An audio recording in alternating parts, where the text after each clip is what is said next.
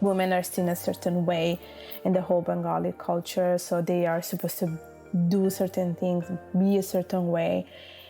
And the reality was that I didn't want to be that. I just didn't want to be that. So. That's Urmi Hossain talking about the friction of being Italian by birth and Bengali by blood. Born and raised in Italy to immigrant parents from Bangladesh, Urmi grew up at the center of a clash between Italian culture, strict Muslim parenting, and a society that wanted to categorize her one way or another. You know that tendency we all sometimes have where we want to define someone's cultural identity with one convenient hyphenated label? Well, it's not always that simple. And on this episode, Urmi explains why it can also be a problem. She tells us about her ongoing journey of breaking out of a single cultural box and how her writing and mentoring helps others do the same.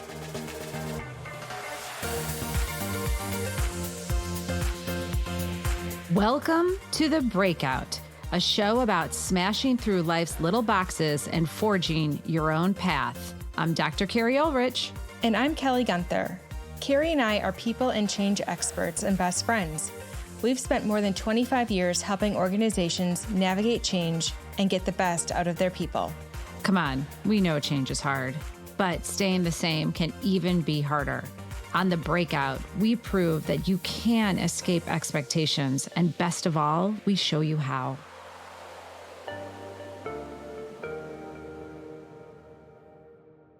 Welcome, Urmi. We're so excited that you're here. So, what did you break out of?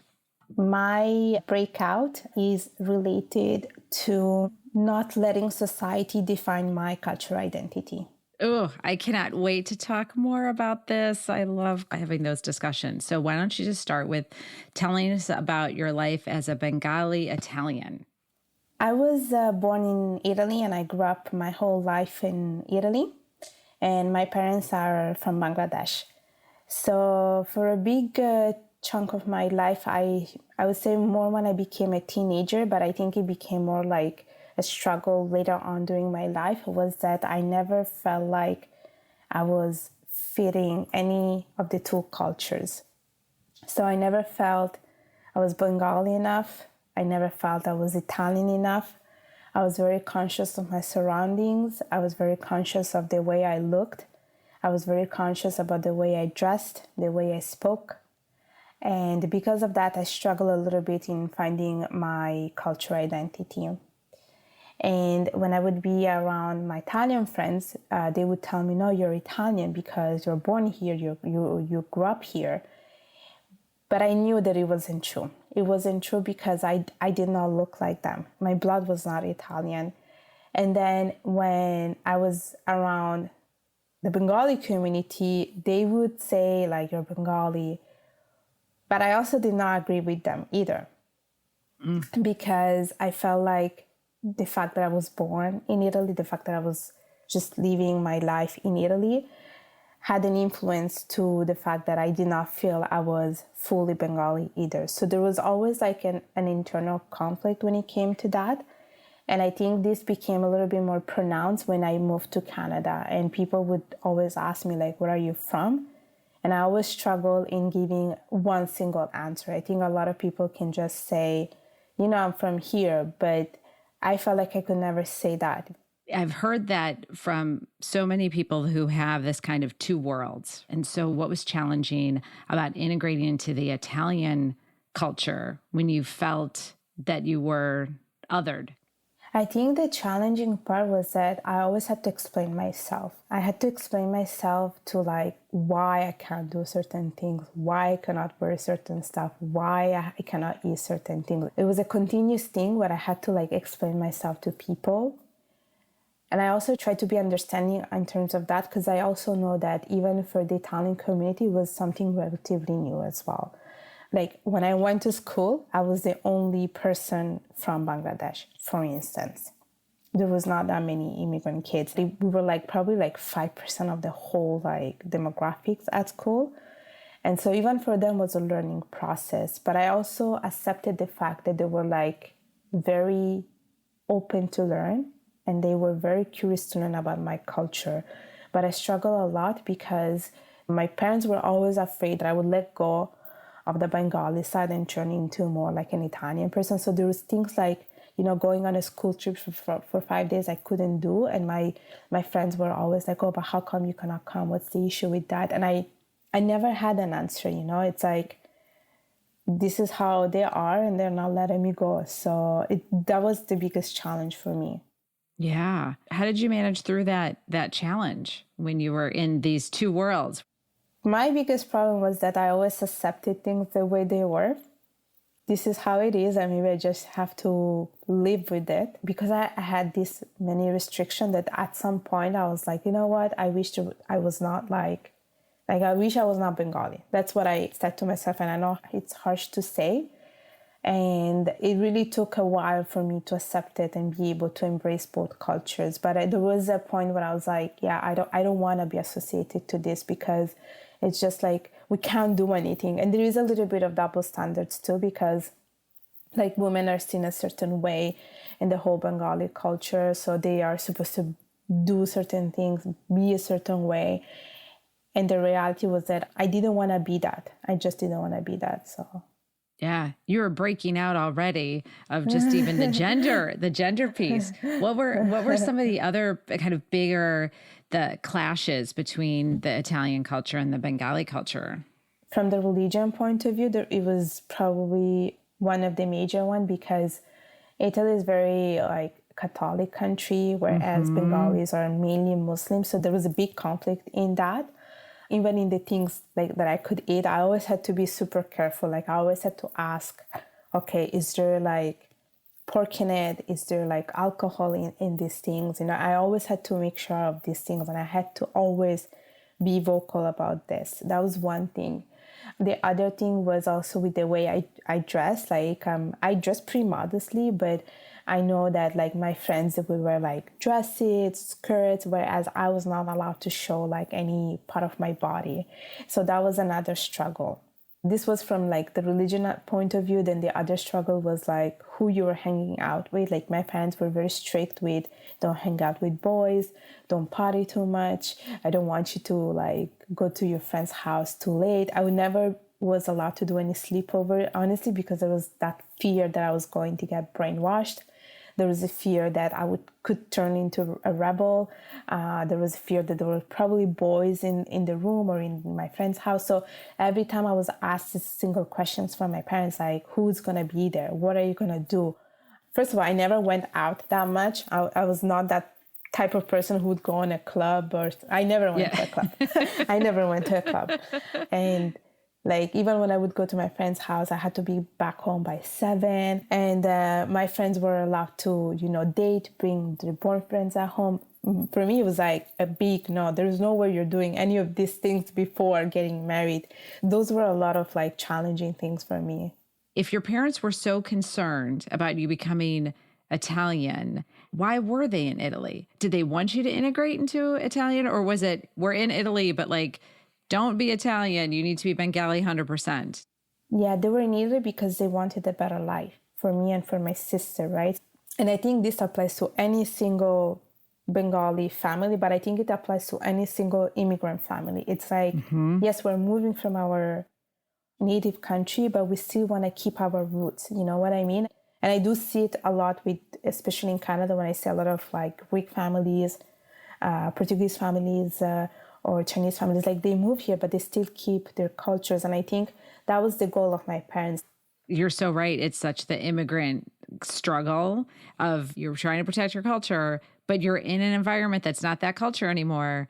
And who kind of feels it the most are like you as a teenager trying to balance this. And that's really, really tough. You talked about your parents defining your identity. That was straight up Bengali. How did other people try to define your identity? It always depends on like who I was spending my time with. So according to my Italian friends, I am Italian. Italians with Bengali origins. But then when I moved to Canada, it was different because people who were like from neighborhood countries of Bangladesh, like Pakistan or India, they would automatically define me Bengali. And whereas other people who are not from those countries, but let's say they were from Europe, they would automatically define me Italian. So fascinating. So it really, it always depending with who I was speaking with. Kelly and I don't get questioned a lot where you're from. And there's a difference of the curiosity, like, oh my God, tell me your background, which I do love to hear everyone. I love everyone's origin story, but I always have to watch how I say it because I don't mean it the way the insurrectionists mean it, which is where you from? You know what I mean? There's a like that. And Kelly and I have never had to have that. Right? We're white women and we're in America. And so people don't really like ask us that. Yeah. I've seen people be othered and I didn't like the way that looked. And so I would often kind of want to rush to their defense and, fight for them because I could see the pain and the hurt that being ostracized had on folks. So yes, I grew up in a predominantly suburban white community, but it wasn't always that way. And so hearing her story, I could feel for her. And while I can't put myself in that exact same situation, I can appreciate what that must feel like.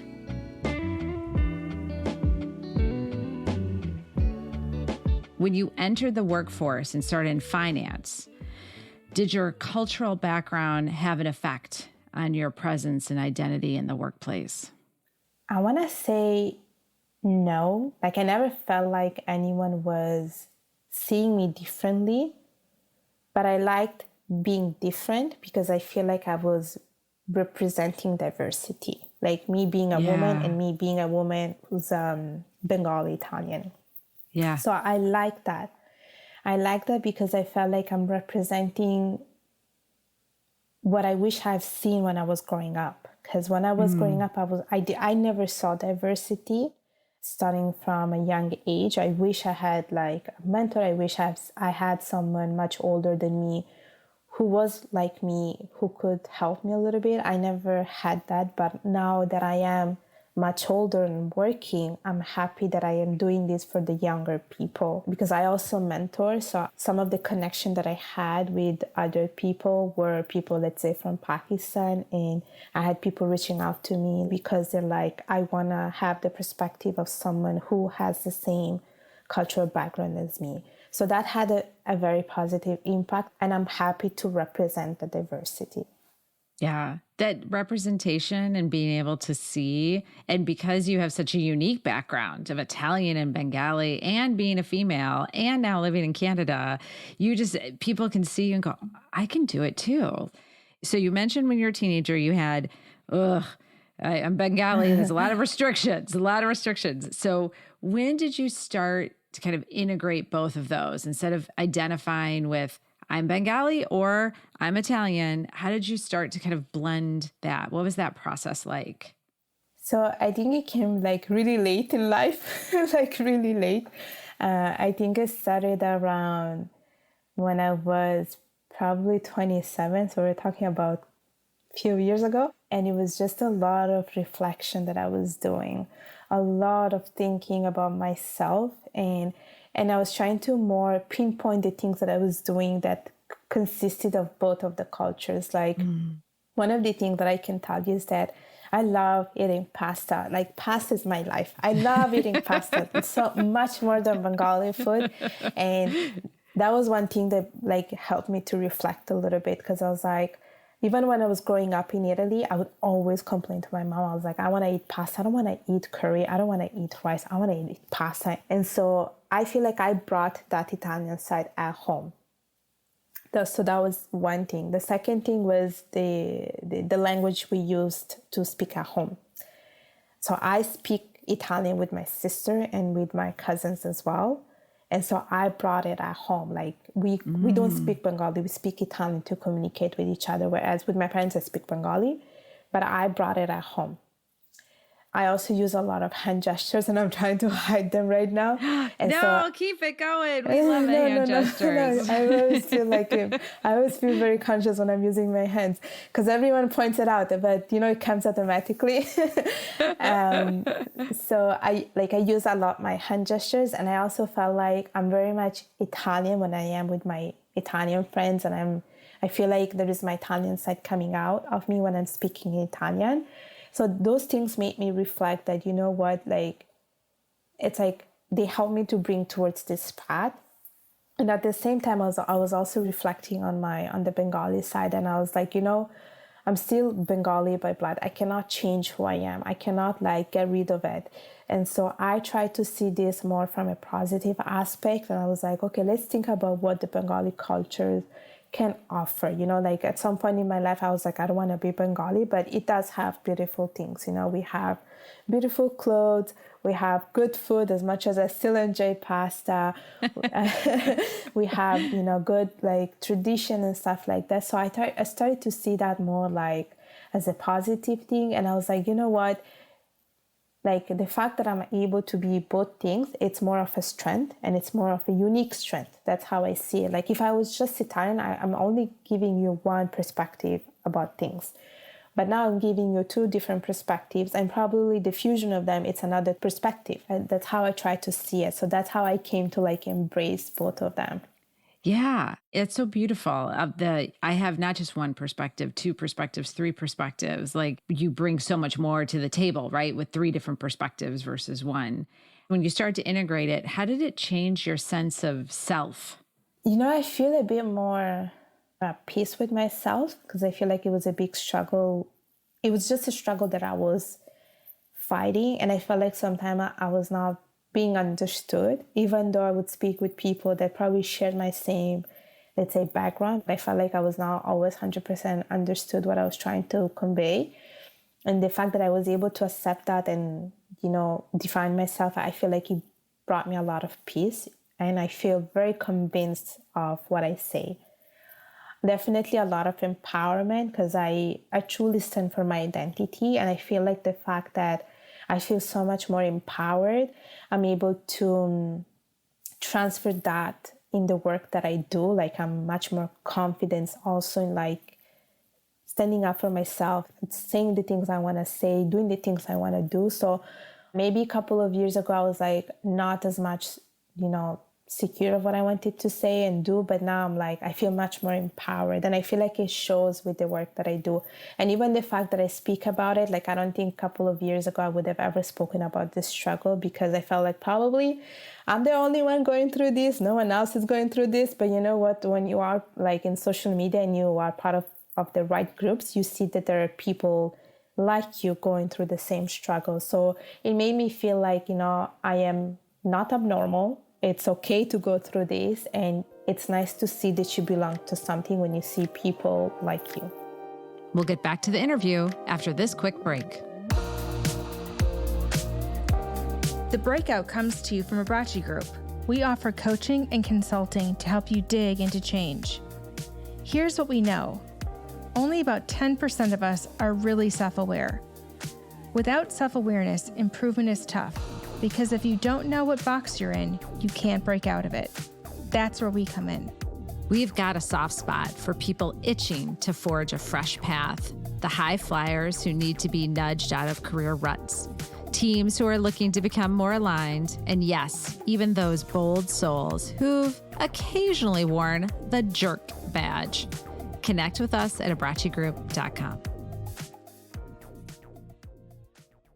First of all, congratulations for being a kick-ass female and using your voice and being empowered. And that's awesome, because we need 1 million more females, 2 million, 3 million more females to feel their voice and own their identity. And so when you think about, because you're not abnormal, and there's so many people with different backgrounds, right? And just dads from here, moms from here, my mom's from here, my other mom's from here, whatever that is, why do you think it's so difficult to find their identity and start to feel the strength that you feel now, and empowered and a sense of peace? You know why it's a struggle? because I think there are so many external factors that influence a little bit who you are. Like, it's like you said, you grew up in one place, but you are born in a different place. Then you move to another place. So that's one factor, right? Then there is the religion. Then there is the language that you speak. There are the people that you hang out with. Also where your parents are from, that has an impact too. So I think because of that, a lot of people really struggle in finding their identity. And I also feel like a lot of people don't question it even as much because they're like, okay, if I'm born here, I'm just automatically that. But really, I don't think it's always that straightforward, because I had a conversation with someone, it's one of my friends who is Iranian, but he lived a little bit in Italy and he now is living in the States. Even though he lived in Italy for 10 years and most of his life he lived in America, when I speak to him, I see a big Italian side of him coming out. And I asked him, like, do you consider yourself Italian at some point? He's like, no. But then when we had another conversation, it made him think that probably he does feel a little bit Italian. And I can sense it in the conversation that we have. But I think like there's all these factors that impact a little bit your identity and also the people that you spend time with. Like when I was growing up in Italy, I only had Italian friends. But when I moved to Canada, all my friends were from like different backgrounds. Like I had a very diverse circle of friends. And I think that has also helped me to come up with an answer for myself. I feel like if you just hang out with Bengali people, you only think that you're just Bengali. And I can see that with some of my friends. So there are all these things that play. And that's why I think sometimes people are so confused. And so you have to like find a way to get an answer. Yeah. I was just thinking, Kelly and I are writing this book on breaking out of expectations. And you pretty much did everything that we say in the book. So like, what are those expectations that you have? Which expectations serve you? Which don't serve you anymore? How do you integrate them? Who supports you? Like, you're a case study, Urmi. Thank you. Like, you just did the entire thing. Were you thinking that, Kelly? I'm like, she's exactly what we talk about in the book of like, what you need to do. She did it. I feel like when you flip the cover, it should be Urmi's face, actually. It should be our poster child for success, it looks like. Exactly. And that's a great segue because, Urmi, you've written a book as well on understanding intercultural identity. It's called Discovering Your Identity, A Rebirth from Interracial Struggle. And you continue to publish content on YouTube, and you're also a blogger. So tell us a little bit about your book and the other writing that you do, what kind of inspires and motivates you. So my book is called Discovering Your Identity, A Rebirth from Interracial Struggle. And basically the book is about me being a third culture kid and talking about my life in Italy as a South Asian woman. And I do like a comparison between the two cultures. So it's more like a memoir because I talk about religion, I talk about the people I hang out with. And then of course I have a YouTube channel and I have also a blog. And I am also a big advocate for women's empowerment. And I think the fact that I wanted to be an advocate for this, it does stem from the fact that I felt like things were not always equal for me. You know, it's like, I feel like if I was a boy, things would have been much easier, probably linear. And the fact that I'm a woman, I feel like it's always such a struggle. And I see it, especially in the South Asian community. So I wanted to, you know, be a voice for the other women. And so that's why I started to advocate for this. And I am part of different organizations. One is called Women in Leadership. And it's an organization in Canada. And the goal is just to empower women and to encourage them to take on more leadership roles, to be more ambitious, to be unapologetic. So we try to help them as much as possible. And one of the big things that I like to do is to be a mentor. So I am a mentor for several organizations, and one of them is called 100 Women in Finance, and I basically mentor young talents, especially female who want to work and study in finance. And this is something that I very much enjoy because I feel like I'm able to build genuine connection with people. And the people I mentor are Gen Z, so I can see the difference between because I'm a millennial, so I see the difference in the generation. So it's so nice. But at the same time, I also like, because I see that the young people that I'm mentoring, they're very, very ambitious. Very, very ambitious. So I'm like, you know what, I want to help you to achieve those dreams. So I very much enjoy doing that. And I think my main drive and motivation just comes from me wanting to change the world, to be that role model that I was not able to have when I was growing up. So that's where it's all coming from. Well, you can definitely hear the passion and enthusiasm for the work that you're doing as an advocate for women. And I think it's so wonderful that, again, you have this duality in terms of your identity, and that you've done the hard work to really understand what makes it difficult for you. And you've come to appreciate the elements of who you are as a total person. So kudos to you, Urmi, for helping women see parts of themselves that I'm sure they want to be able to see. And you're in finance too, and you don't often see that kind of profile. So I love that you're helping in that perspective too. That's amazing. So what wisdom or advice do you have for people who are in environments similar to what you found yourself in that make it challenging to embrace their cultural identities? Okay, first of all, you're not alone and you're not abnormal. That's like, I want to make sure this is engraved. It's like, it's engraved somewhere that they know this. And it's very normal to go to this kind of struggle. And some of the things that I did personally, and I think this is what can be beneficial, is definitely have open dialogues with trusted people who are non-judgmental. You definitely need that. You need that unbiased view, because sometimes I feel like if you speak about certain things, like if I would speak about certain things to Bengali people, I would always be judged. So to have open and honest dialogue with trusted people. The second thing is to join communities with people like you. That definitely gives you that sense of belonging. And the third thing is to find like groups on social media, like whether it's on Facebook or Instagram, or also follow pages on Instagram of people like you, because that's what I did at some point. I was like scrolling over some pages and I saw someone who struggled a little bit like me when she was asked, where are you from? And so that, again, it gives you that sense of community, the sense of belonging. And I highly recommend these are some of the things that people should do. And it also takes a lot of time to find your identity, but it's good that you start questioning it, like start the process and find your answer at the end of this, long process. And I think you're such a great role model and like really a profile and courage of what it looks like when you do find your identity, because nothing worthwhile is easy, I think, is the expression. And so when you're willing to put forth the effort and you have your support system and you find your resources, great things can happen. So Urmi, one last question for you. You have 1 minute with someone, okay? 1 minute with someone who's stuck. They want to break out just as you did. What do you tell them? Okay, so there is a quotation that says, if it doesn't challenge you, it won't change you.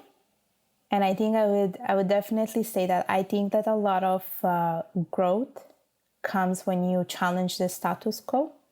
And a lot of growth comes when you're embracing the uncomfortable. And I've seen that with myself. And the beautiful thing about embracing being uncomfortable is that once you embrace it and you learn and you grow from it, there is a huge, huge, huge transformation and evolution in yourself. So that would be my 1 minute breakout sentence. Oh my gosh. I think that's probably the most succinct one yet. And that's like a total mic drop moment, Urmi. Thank you so much. Well done. That's why she's the case study of our book, Kelly. Exactly. Hello. That was beautiful at the end. And I'm so excited that you are mentoring and helping women everywhere use their voices. And for those of you in Canada, that Women in Leadership program that you're with is so amazing. Mm-hmm. And just thank you for all you're doing to help women. Thank you. You can tell she's at peace with who she is. I mean, I could feel a little of the energy, the nervous energy about her talking about her childhood and the being home at 7 and the push-pull. And as we continued throughout the conversation, you could feel like more of a peaceful, calming sense of her really coming into herself as she told more of her story. So I could feel the energy shift a little bit. She really appreciates the cultures that she has lived in, and she's found a way to appreciate both. And so she didn't have to divorce one. Exactly. I think that what's so beautiful about her story and why we do our podcast and what Kelly and our journey has been is once you know yourself and you're okay with who you are, you've integrated what you need to integrate, you've let go of what you need to let go, then you can mentor others and help others and be at peace. Kelly said it so beautifully. She's just at peace with herself. However, her poor mother, I'm sorry, you can't win a war in food when you're going up against pasta.